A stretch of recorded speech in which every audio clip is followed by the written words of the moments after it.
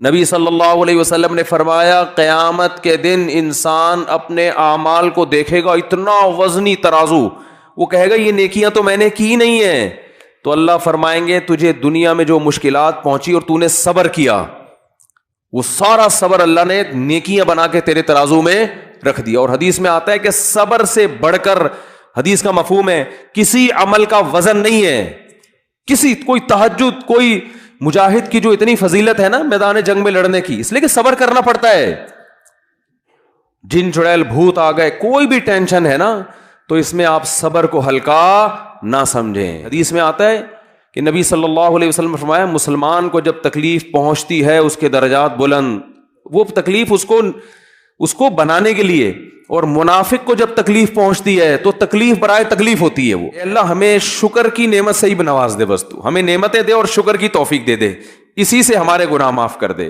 اسی سے ہمارے درجات بلند کر دے، مصیبت نہ مانگی جائے۔ تو مانگنا تو اللہ سے یہی چاہیے بھائی، اور واقعی ہم اہل نہیں ہیں، لیکن اگر اللہ کی طرف سے کوئی مصیبت آ گئی ہے تو اس کو بھی نعمت سمجھو۔